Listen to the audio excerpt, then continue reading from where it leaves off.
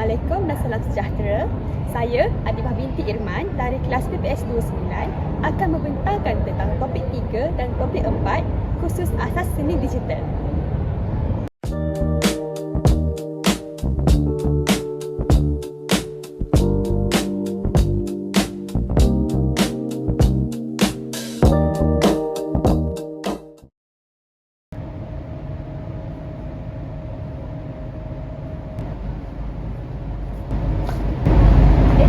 Hai, awak tengah baca buku apa tu?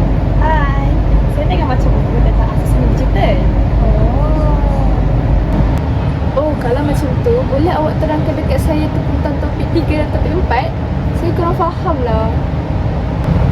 Oh, boleh. Jom saya terangkan. Topik 3 adalah berkenaan tipografi digital. Tipografi digital adalah seni dan teknik untuk menyusun jenis huruf menggunakan perisian digital oleh pereka bentuk untuk menyampaikan mesej secara berkesan. Awak nak tahu lagi tak tentang tipografi digital? Baik.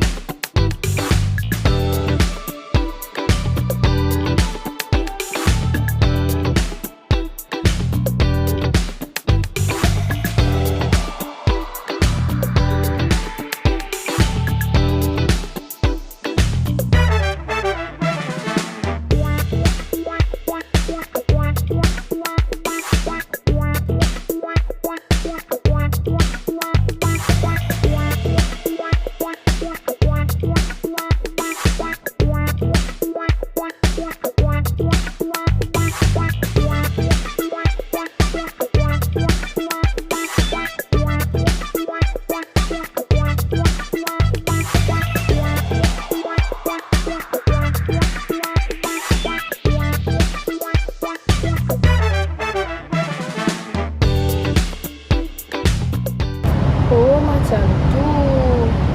Topik 4 pula macam mana?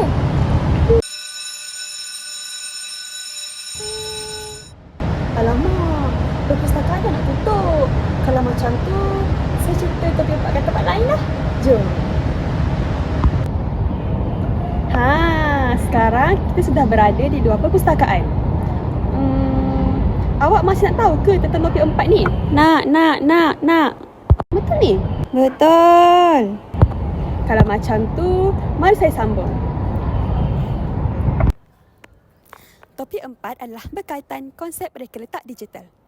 Reka letak dalam perisian elektronik ialah satu ilmu dan kemahiran yang digunakan untuk meletak dan menyusun unsur visual seperti teks, imej dan juga grafik pada sesuatu halaman atau paparan bagi membentuk dan menyampaikan maklumat yang berkesan. Reka letak digital selalunya dihasilkan menggunakan konsep Casper. C-A-S-P-E-R. Casper? Apa tu?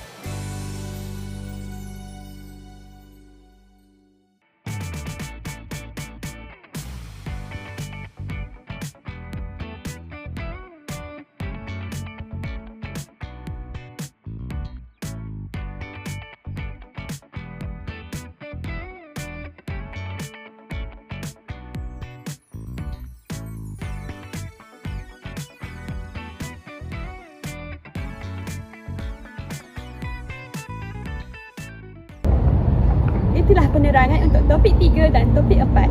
Awak dah faham? Dah. Bagus. Jadi, itu sahaja video kita pada kali ini. Jumpa lagi. Sekian, terima kasih. Bye.